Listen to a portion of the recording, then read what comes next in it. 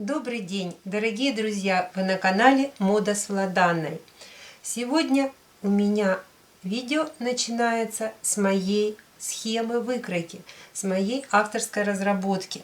Вы с этой схемой познакомились в недавнем видео про полупальто оверсайз с цельнокроенным капюшоном. Это видео вызвало большой интерес у моих подписчиков, было много вопросов, и также я в конце сказала, что мне самой интересно еще поработать с этой выкройкой, сделать несколько моделей, несколько вариантов. И вот сегодня, вуаля, я продолжаю эту тему, отвечаю на ваши вопросы, сделаем раскрой изделия и все подробно разберем. Начнем с того, что я приобрела ткани для моего творчества. Вот сейчас я вам покажу. Учитывая, что сейчас похолодало, мне захотелось сделать по этой выкройке теплые изделия. Захотелось приобрести искусственный мех. Очень понравился цвет пыльной розы.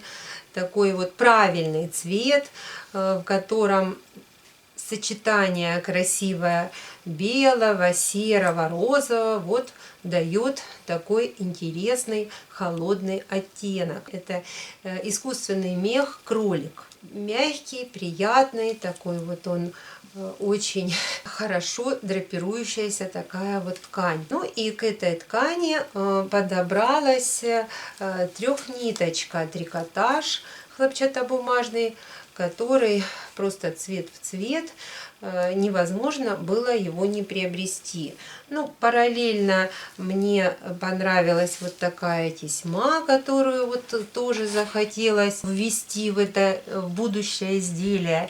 То есть я ее приобрела, а там уже как она войдет, это мы с вами подумаем. Были кнопочки приобретены вот двух видов. Такие квадратные кнопочки под тесьму, круглые кнопки. То есть как бежала через мосточек, схватила кленовый листочек и вот это приобрела. Потом еще вот такой мех под каракуля искусственный, тоже очень приятный, мягкий.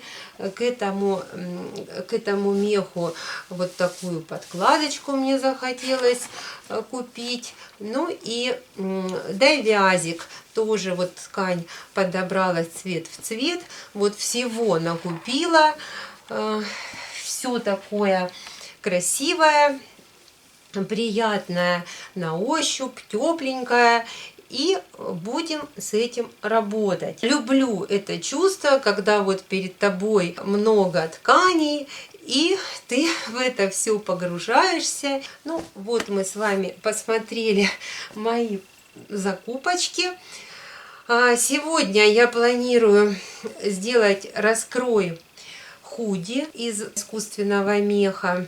Он, конечно же, тоньше, чем мой припыленный кролик, но вот начинаем сегодня с этой ткани, поэтому я все убираю и дальше буду вам рассказывать.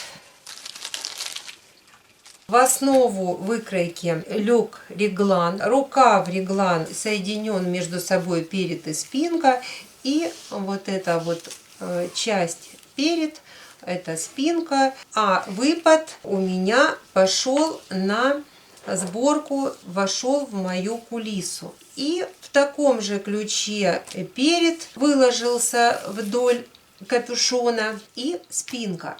То есть первоначально в вопросах ваших, как вы придумали, почему вот именно такая выкройка возникла, у меня было большое желание придумать капюшон без швов.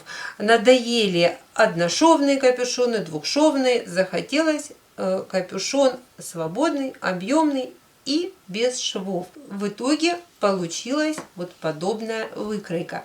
Получился этот мой капюшон чудесный. и он переходил через кулису в полочку, в рукав и в спинку. Все это я на макете отработала, прочувствовала, подкорректировала в угоду этой идее. Где-то добавила, где-то убавила, и вот эта схема получилась. Если же вам необходимо на меньший размер или на больший размер, так как мой размер в среднем сегменте 54, то вы, отталкиваясь от моей схемы, можете передвинуть кулису, если, допустим, у вас меньший размер, и уменьшить капюшон, допустим, на сантиметр, на 1,5. Соответственно, пропорционально уменьшится и выкройка. То есть все уменьшается, передвигая, уменьшая капюшон. Буквально на сантиметр все пропорционально поднимается и схлопывается. Если же вам нужно увеличить, соответственно, увеличиваем немножко капюшон, опять же до 2 сантиметров. И у вас ваши детали опускаются пропорционально и, соответственно, уже помещаются в больший радиус. Ну, понятное дело, что здесь у меня 75 сантиметров. Это в половинном размере ширина ткани, поэтому пройма опустится, а кокеточка наша уменьшится, соответственно. Но вы можете добавить длину нашего переда и спинки дальше, сколько захотите, соответственно, или наоборот подсократить. Поэтому размеры мы можем варьировать за счет передвижения моей кулисы в сторону большего радиуса или меньшего. Сегодня мы с вами будем кроить худи из зеленой ткани. И я вам изображу эту модель. Она на основе этой выкройки. Сейчас вы увидите, что я планирую изготовить. Ну, начну с капюшона. Я планирую комбинировать искусственный мех с довязом. И довяз у меня будет проходить на рукавах. Так, манжет на моем худи. Перед неразрезной, заход капюшона и кокетки. А далее все это входит в неразрезной перед. Вверху по переду пришивается карман кенгурятник. И вход в карман также обрабатывается довязом. Резиночка по низу все это собирает. Вот такая модель. На спинке, если у меня ткань позволит сделать не разрезную спинку, не делать кокетку, это мы с вами посмотрим при раскладке. Линия реза проходит только по рукаву. Ну вот сейчас такую модель худи мы с вами будем кроить. Опять же, длину изделия можно варьировать. В данном случае я буду отталкиваться от моей выкройки. Длина ткани 1,20 м, и мы будем вот в эту длину помещаться. А вы уже смотрите, если захотите что-то подлиннее сделать, то, соответственно, добавляете дополнительно длину. Ну что, модель вы увидели, и теперь приступим к компоновке на ткани. Так. Разложила ткань. Первоначально хотела разложить наизнанку, но ткань двигалась один слой относительно другого, ввиду того, что ткани из меха, они обладают подвижностью, поэтому пришлось разложить на лицо. Хорошее то, что ширина ткани у меня 1,70 м, это меня порадовало. Вот, поэтому сейчас мы раскладываем мою выкройку. Ну вот определяю направление ворса. Такого ярко выраженного направления нет. То есть она, в общем-то, одинаково гладкая как в одном направлении, так и в другом. Поэтому, соответственно, я вот раскладываю свою выкройку. Это сгиб мы выложили на сгиб ткани, сгиб нашей спинки и капюшона. Вот подборт цельнокройный и линия нашей кокетки по переду и линия нашего рукава. Вот я разложила сейчас выкройку, и вы видите, что у меня прекрасно помещается с подбортом. Это в том случае, если вы хотите делать курточкой. Но так как я делаю худи, мне надо, чтобы у меня перед был цельный. И мне не хочется делать подрез на спинке. Хочется делать цельную спинку. Поэтому я, учитывая, что у меня широкая ткань, я ее передвигаю. То есть я выкладываю, подборт мне не нужен, и я беру центр переда. Вот мой центр переда. Так, теперь здесь моя кокеточка по переду. Я дохожу до кромки, и вот здесь это все мы передвигаем. Вот так. Я передвинула ткань. У меня получается 16 сантиметров. И здесь также. Здесь пройдет шов. Вот спинка цельная. Кокетку я отрезать не буду. И у меня получается до кромки 62 сантиметра. Просто все идеально раскладывается. Мне нужно отрезать мою спинку. Подборт четко выложился.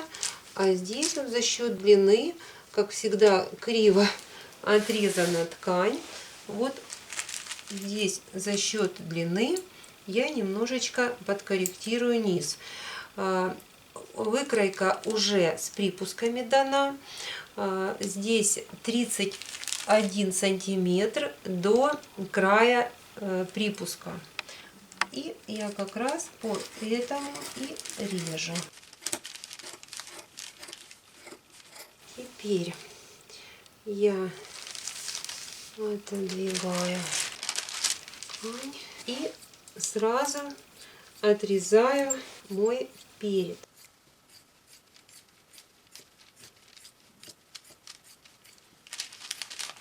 Все, значит, перед убираю кромку.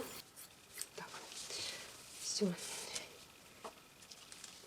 Далее мы вырезаем верх переда, кокетка с подбортом и наш рукавчик. Срезаем уголочки.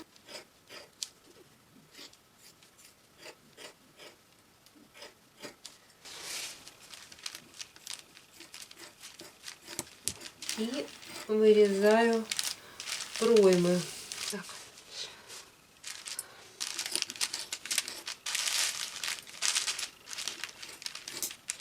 Учитывая, что ткань очень живая, мех, поэтому смысл прикалывать, вот я контролирую так, чтобы не было сдвижки выкройки относительно ткани. Так как крой у меня здесь, в принципе, очень простой, то есть мне надо вырезать вот 2 проймы. Вы можете, опять же, в дальнейшем подвырезать пройму, углубить, или наоборот, чуть-чуть ее сделать меньше. Так, ну вот мы сейчас проймы наши вырезали. И теперь вот перед. И здесь необходимо будет из выпада поместиться карманчиком, кенгурятничком. Так, ну, у меня здесь есть и побольше кусочек, поэтому карманчик у нас помещается. Вы видите, первоначальный размер 1,20 м. Ну, правда, хорошая ширина. Если у вас ширина 1,40 м или же 1,5 м, то тогда не избежать вот этот вот линия реза, кокетка на спинке.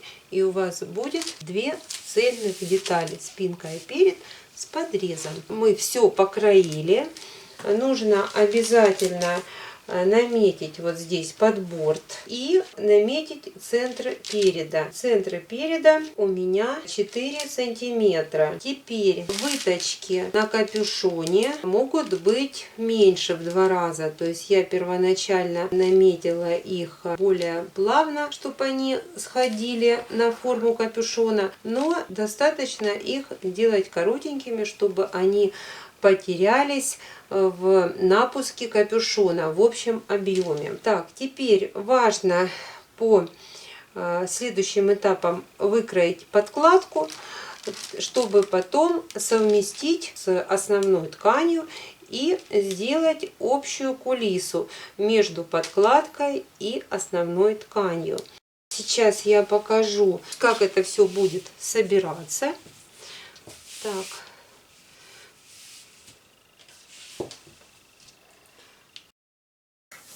Значит, наш рукав 9 сантиметров под борт. Вот он в накладку. Так, это все войдет в кулису. И перед. Перед соединяется с передом. Вот затачивается. Такая будет картинка. Я выбрала яркую подкладку, так как она будет видна в капюшоне. Вот мне захотелось такую сочную подкладку с принтом комикса. И остался довяз.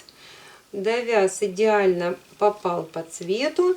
Вот у меня метр довяза при ширине 55 сантиметров. Но учитывая, что он тянется, то соответственно половина довяза я планирую использовать на манжеты, на рукава. Вот как раз один рукав и второй рукав. Мне этого достаточно, вот учитывая, что он очень эластичный. А вторая половина довяза пойдет на низ моего изделия, на манжет. Причем с одной стороны я отрежу полосочку, которая пойдет на обработку карманов.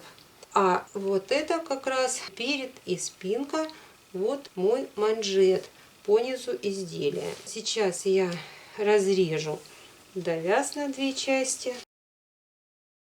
Разрезаю на две половинки метр довяза. И нижняя половинка у меня еще разрезается на две части. Это будут мои рукавчики. Так, вот мой рукав. Он достаточно, вы видите, хорошо растягивается, эластичный, поэтому внизу я буду еще делать заужение.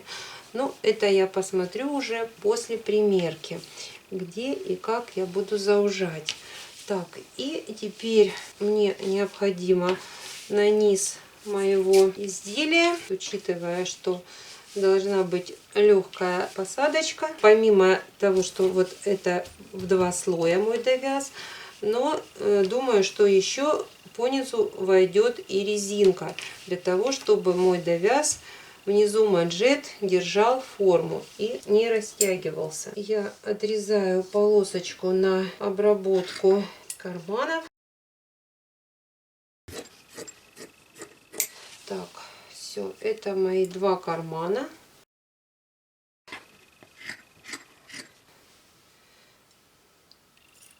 И манжеты. Сшиваете по бокам и пришивается к низу изделия. Изделие очень простое в сборке. Все просто, как я люблю. Нам необходимо будет подкладку покроить по верху за минусом под борта.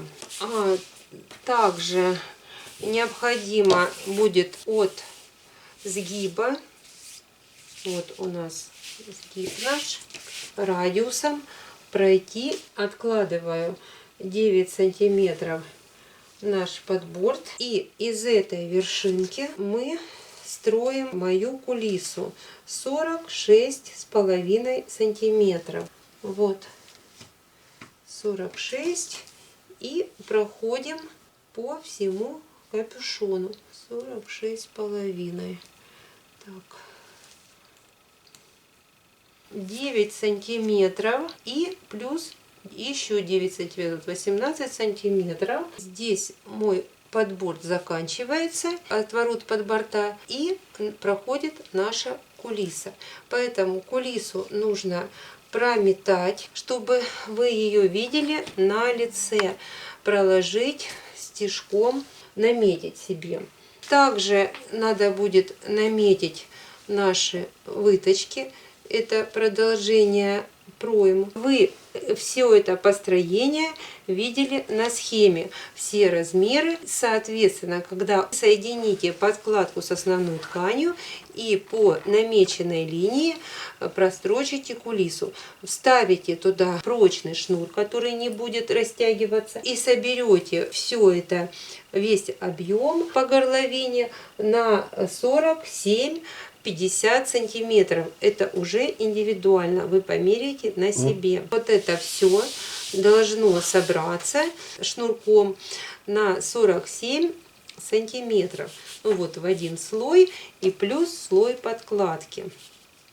Вырезала четко подкладку по выкройке, пришила подкладочку к подборту, разложила на мой крой, наколола и планирую аккуратненько все поподрезать. Потому что мех — это очень скользкий материал, и есть небольшие отхождения от выкройки. Поэтому сейчас на подкладочке все у меня четко легло. Вы увидели, какая эффектная подкладка. Потрясающий цвет ткани. И я корректирую крой по подкладке. Потом нужно будет отмерить центр и сделать четкий радиус. Просрочить 2 строчки. Это и будет наша кулиска. Вот сейчас мне нужно аккуратненько все подкорректировать.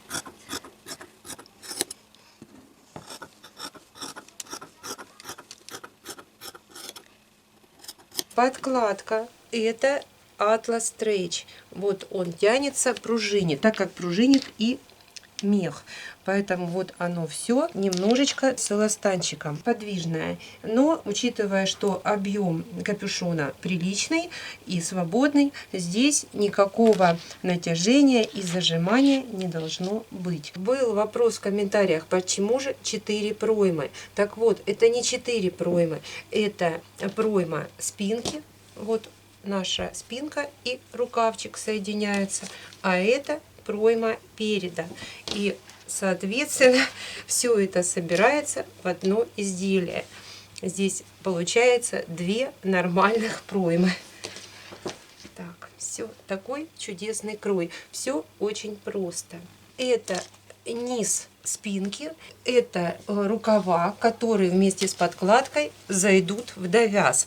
А здесь спинка, низ будет пришиваться подкладка, и по переду подкладка цельная на моем худи, потому что перед цельный, а капюшончик будет заходить за пахом в мой неразрезной низ вот таким образом.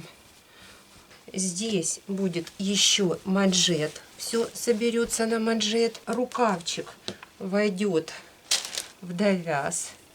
Вот. И сейчас я понимаю, что делать вторую подушку, слой кармана не хочется. Скорее всего, здесь врежутся листочки. Вот те детали, можно их сделать под уголочком. И вот такая прорисовывается картина. Ну, а сейчас мы с вами все увидим окончательно на первой примерке. Изделие собрано на примерку. Вы сейчас его на мне видите. И я его увидела. И как мастер хочу прокомментировать и внести некоторые корректировки. Вы видите, как разложился капюшон, как вошел довяз в рукав. Здесь у меня приметаны листочки. Я буду делать врезную листочку. Я не буду делать накладной карман для меха. Это многослойность не нужна. Линии реза кокетки меня устраивают и реза рукава в пропорциях. Здесь заход меня тоже устраивает.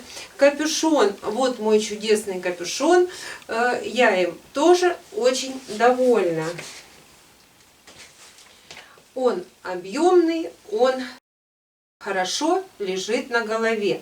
Вот тут у меня могут появиться пуговицы или кнопка, то есть, а можно и ничего не делать.